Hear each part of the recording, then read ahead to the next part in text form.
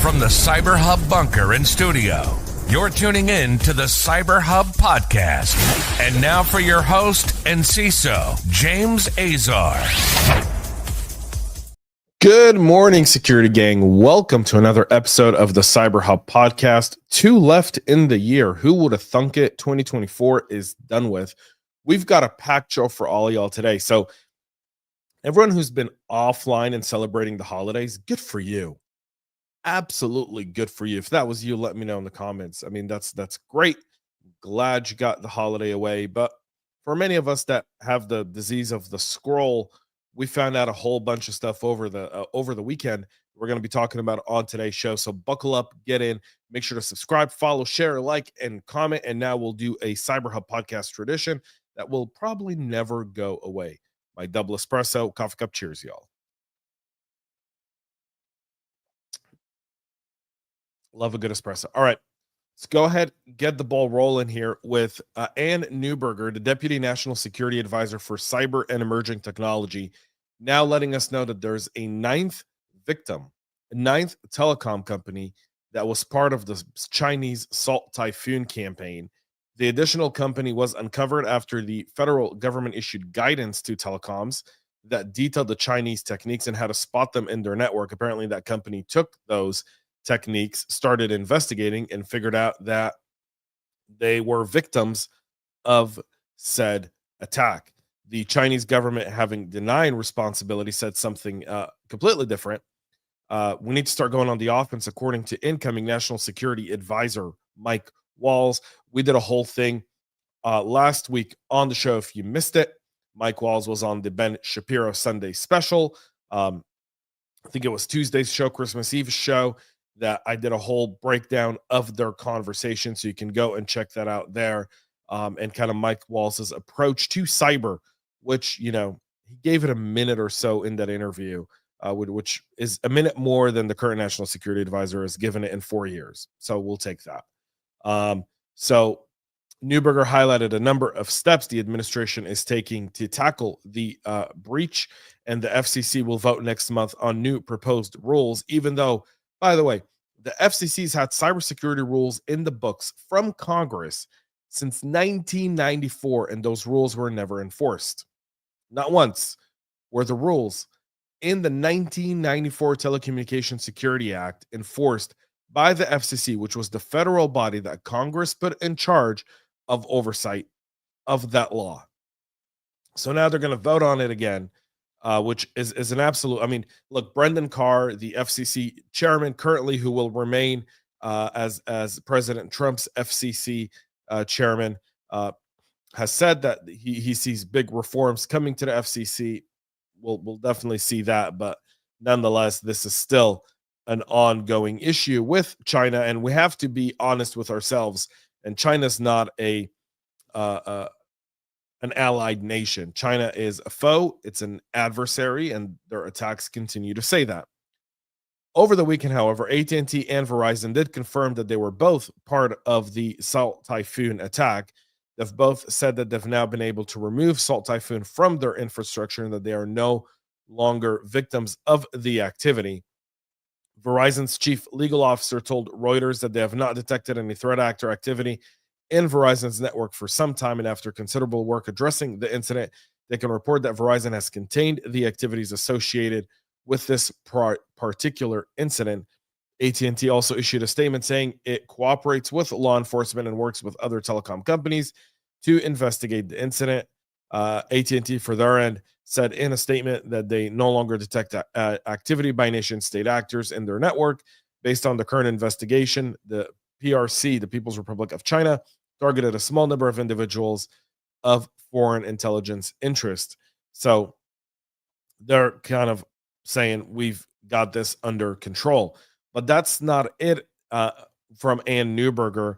On Friday, she also talked about HHS ramping up digital efforts to protect Americans in a year where attackers were targeting sensitive patient data and as well as major breaches at Ascension and United Health.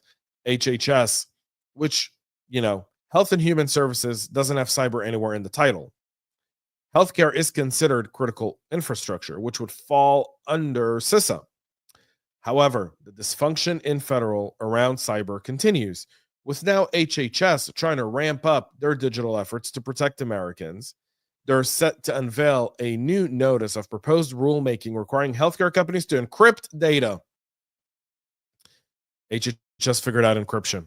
It's 2025. We're a day away from 2025. HHS discovered that you should encrypt patient data. No.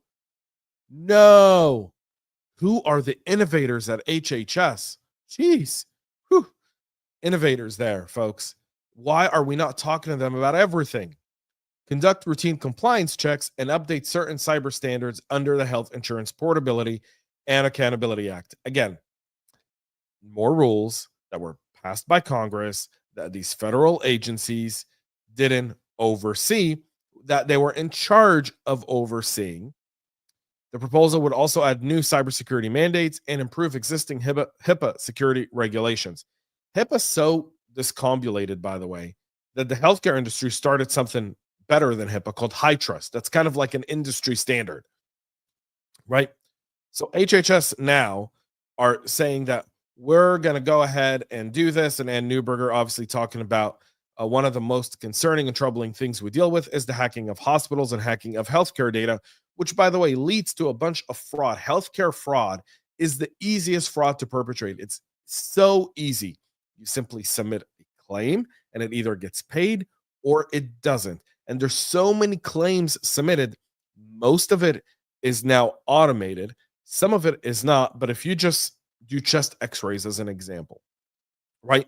And you've hacked the person's plan and you know that 100% of it is covered, you can bill chest x-rays as much as you possibly want and get a few $100s a pop. But if you do that for thousands of people, then you're making hundreds of thousands of dollars a pop. That's the difference. If you wonder why our healthcare industry is so mangled, this is part of it. It's been so discombobulated that it leads to these types of ways where threat actors take advantage of it. And then these companies, the healthcare companies, and the cost of healthcare goes up to the average American. That's part of the challenge of why we need to address fraud. If you credit card interest rates, by the way, that's another one, right? Having been in the financial sector, we went from 19 to 29% APR on interest rates in like 4 years, right? Part of that is the amount of fraud that happens where healthcare companies saw interest rates go up and tapped on the interest of in order to make up for the fraud, because they've got to make up for the fraud that they cover from consumers, right? That's just not just a write-off.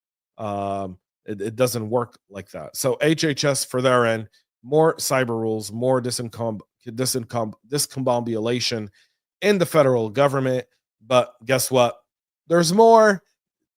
What if you thought it was over, it's not. The DOJ, for their end, have issued a final rule after Biden issued Executive Order 14117, which addresses the risk of Americans' bulk sensitive data being accessed and exploited by China, Russia, and other foreign adversaries. That includes Iran, Cuba, and Venezuela, as well as certain individuals and entities classified as covered persons.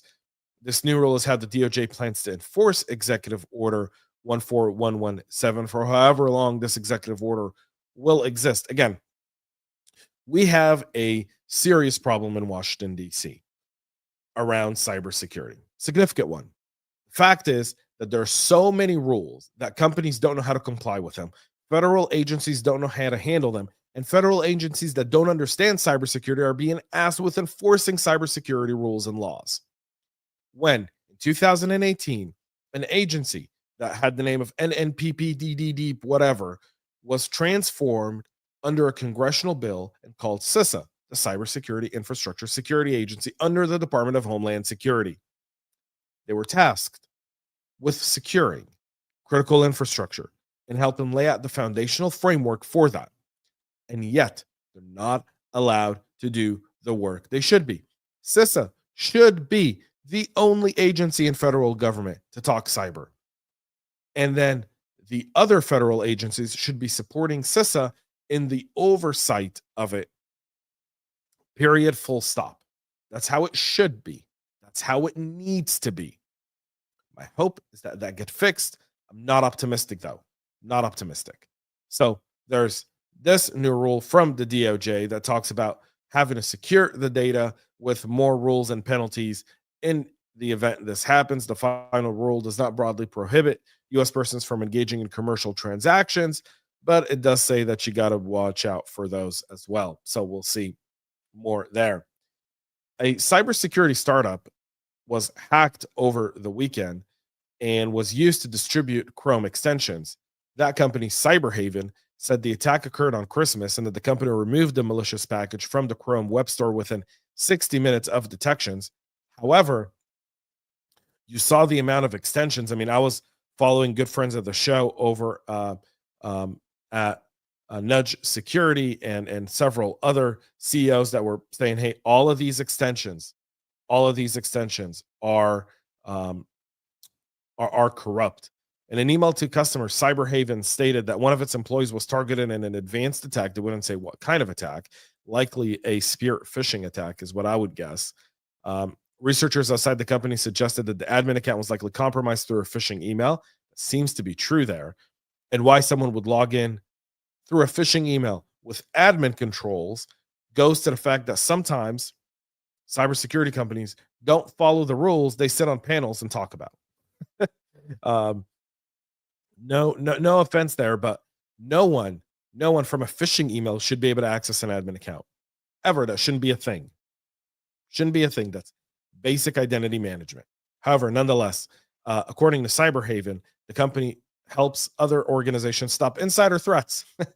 The browser extension is Cyberhaven's primary tool for monitoring and blocking data exfil.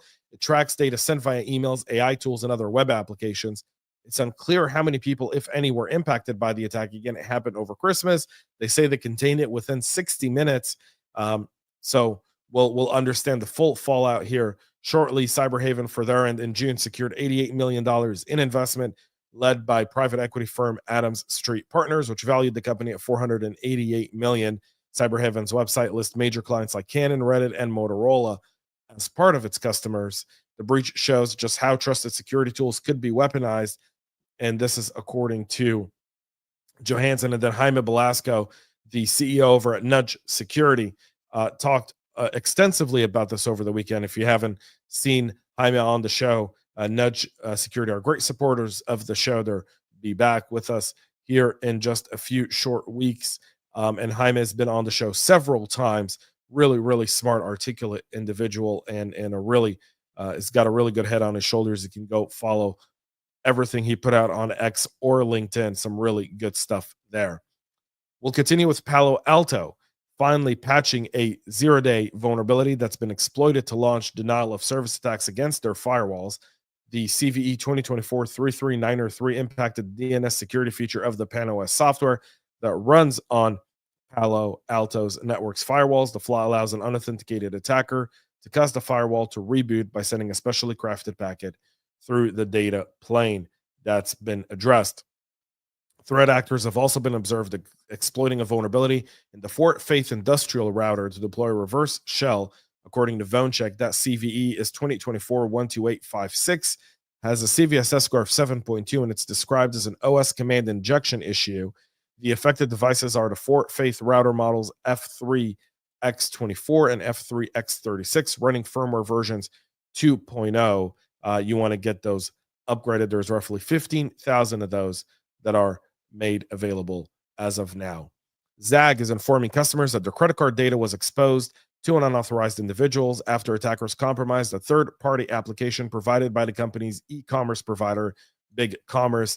Zagg is a consumer's electronics accessories maker known for its mobile accessories like screen protectors, phone cases, keyboards, and power banks. The Utah-based company has about $600 million in annual revenue.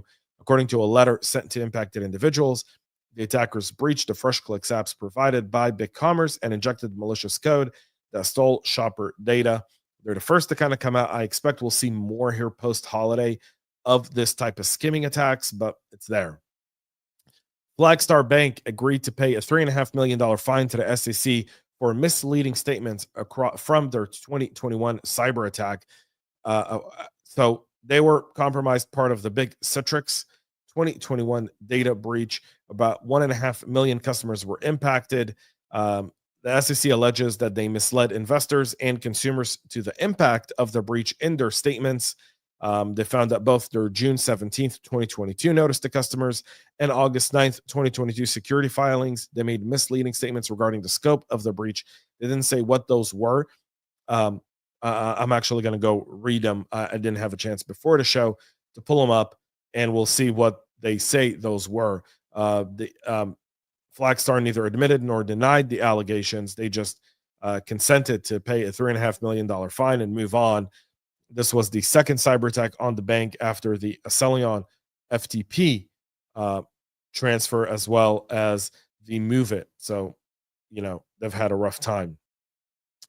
Finland, on their end, and this is less cyber related, but more infrastructure related, seized the suspected Russian spy ship, questioning crew after cables break in that part of the sea.